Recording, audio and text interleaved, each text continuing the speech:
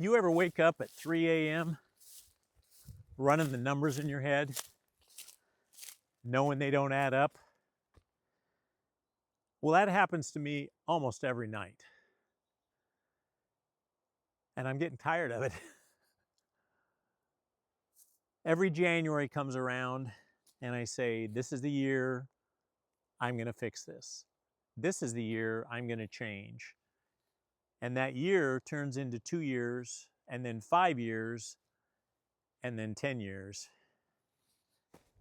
20 years later, here I am. I'm 63 years old. I have less than $100,000 saved for retirement. I have a boatload of debt, and I often feel like somebody's holding my head underwater and I can't breathe. I don't know if you've ever had that feeling, but it's really not pleasant. And when it happens at 3 a.m., night after night, it makes it hard. Makes it hard to recover from the day before and to get any sleep at all. So this video is my way of calling it out, calling myself out, admitting the shame, and taking the steps necessary to turn my financial ship around. I'm certainly not a financial expert, and you're not going to get any financial advice on this video or any of the later videos that are related to this. But I can tell you this. It's time for me to start asking better questions and to stop thinking everything is just going to work out on its own, because it's not.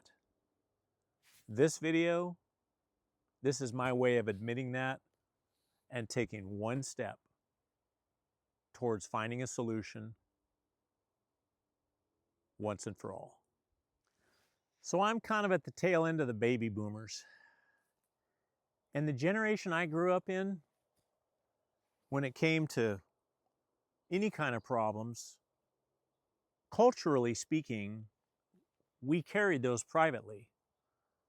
We didn't reach out to our community and have people around us that help us shoulder those problems. We never talked about money. We didn't talk about how much people made, how much people saved, or how much they should save. We never talked about debt. Maybe that was just me, but I don't think so. Here's a statistic I recently read.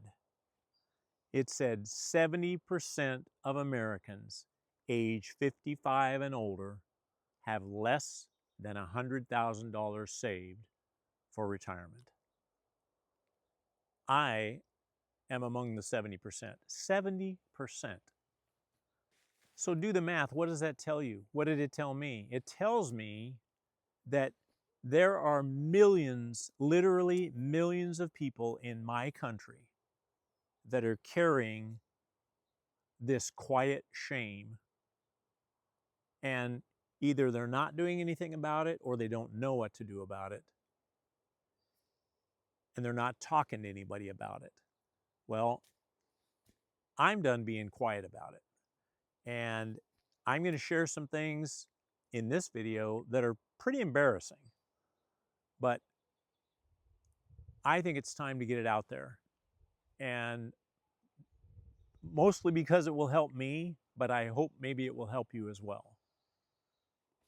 First, the good news. I do own a home, and thankfully that home has gone up in value over the last 22 or 23 years that I've owned it with my wife, and we have some equity. We have $300,000 or $400,000 in equity. With higher interest rates right now, the values have gone down, but we do have equity. Now, if we sell the house and we have money to retire on, we don't have a place to live. So that's the downside.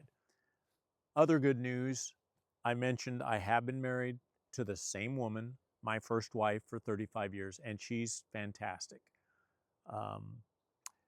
She's a great mom. She's a great homemaker, and I'm grateful for that. I have two great kids, one in their late 20s, one in their mid 30s, and they're doing great in life, so I cannot complain about that. And if I did, it would be silly. But on the money side, that's what this is really about. I have $68,000 in credit card debt. Let that sink in for a minute. In addition to credit card debt, I have a $35,000 personal family loan from years ago that still needs to be paid back. My family member has been very gracious about it, but it's an open loop in my head, and I think about it a lot. In addition, I have a 401k, and at 63 years old, that should have a whole lot more money in it than it does right now. Mine is just north of $50,000. And I've got another $20,000 or $25,000 in other investments, mostly in crypto. That was a mistake. Some people have done great. I have so far lost about $50,000. So my retirement savings, if you add it all up, is about $70,000 to $75,000 at age 63. Thankfully, I don't have a car payment.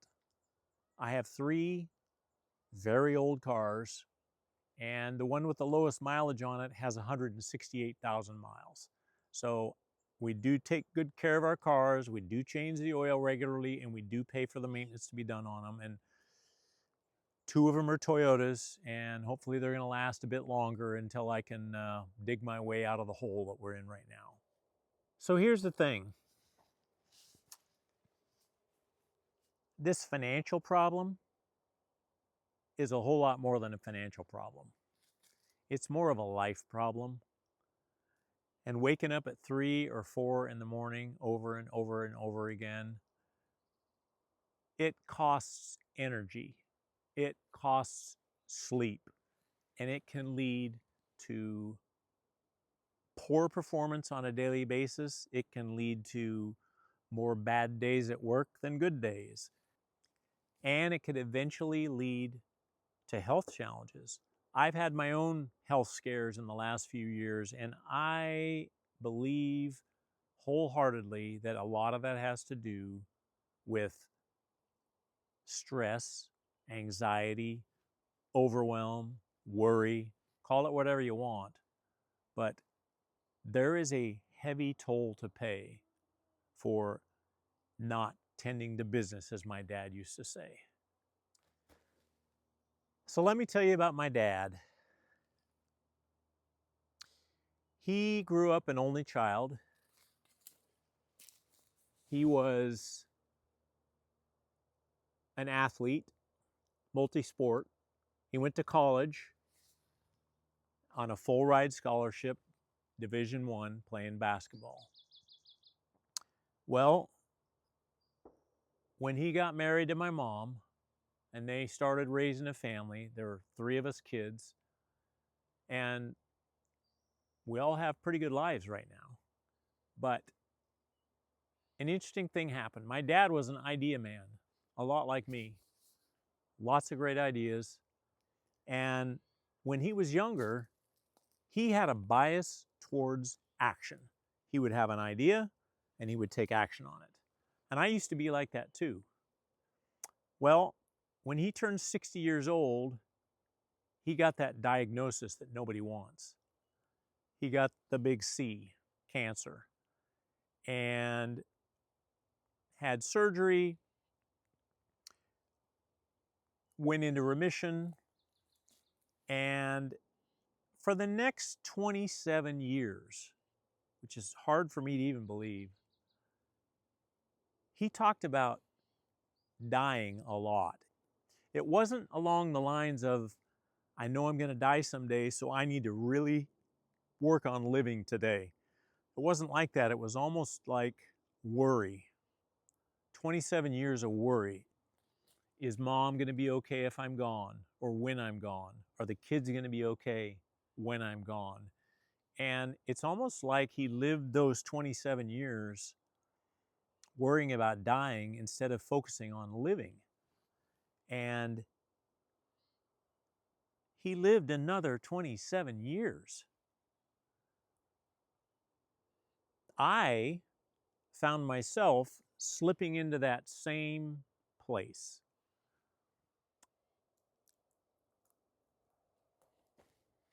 When I say I started slipping into that same mindset, here's what that looks like. I have worked in the same job at the same place for almost 37 years. And I would say for the last 17 of those years, I've been looking for something else to do, thinking, this has gone on long enough. I've got more to give. I've got all these ideas I want to execute on. And year after year passed by. And then 20 years passed by, or in this case, 17. And here I am, 37 years on the same job, and wondering what in the world I am doing. And most people have heard this quote, but it's a Mary Oliver. It's from a Mary Oliver poem. What will you do with your one wild and precious life? And after losing my dad 4 years ago now, and several really close friends around me that were younger than me when they died, it has become very, very clear to me that I need to be more focused and intentional about how I live my life. I'll just say it this way. After watching my dad spend 27 years of his life worrying about dying, I decided it was time for me to start focusing on living and changing the things I need to change to make the next 10, 20, hopefully 30 years way better than they are now. That's really what led me to starting this YouTube channel. I realized that I was kind of stuck in a loop. And if you look at the name of this channel, My Unfinished Life, there's two things that I think about when I think about that title. Number one, my life is unfinished, which means there's a lot left to do. I have a lot left to do. And good things I can accomplish, things I can learn, ways I can grow, different ways that I can positively impact other people. That's one part of the story. The other part of the story is that walking through life with a very long list of unfinished items is very taxing. It occupies space in your mind, and it's really hard to focus on coming up with creative ideas or creative solutions or overcoming challenges when your mind is so full of unfinished things. So this channel is my way of sharing my own journey, hoping maybe it will help you, but sharing my own journey of going from just going day to day, living day to day, to really focusing on closing all of these unfinished loops in my mind so I can get on about living. I realized the only way that I'm going to overcome my own personal challenges is to become a different person. I can't be the same person I was for those 37 years. I've heard it before. What got you here won't get you there. And what got me here won't get me there. And so I have to become someone new. My way of doing that is through one aspect of this channel called the 61st Challenge. The 61st Challenge is just my way of challenging myself to try 60 new things I have never tried before. Asking myself this question every day: when was the last time you tried something for the first time? For me, it was a long time. But by trying new things, I can become a new person and I can gain more confidence. and I can keep moving forward. I'm sorry to cut into this video, but I just watched almost an hour of footage from 2 days ago, and I realized I certainly told you the problem, but I didn't say anything about what I'm going to do to fix it. So here's what I'm going to do to fix it. The first thing we need is to know where we stand. What's our income? What are our expenses? What is our debt? And where in the world are we spending all this money on credit cards? Once we know where we stand, we can create a budget, a realistic budget that we can live on. And if there's not enough money to cover the expenses, then we need to get busy cutting expenses. Once we know where we stand and we've got a budget, I need to get busy making extra income. And that could mean walking around my house or this property and finding things we don't need or we don't use and selling them, taking that money and paying off the credit cards. Then, if I need to, I will get a part-time job or start a side hustle or do anything necessary to make extra income. Because at 63 years old, I don't have a lot of time to waste. This is not a problem that's going to get solved overnight.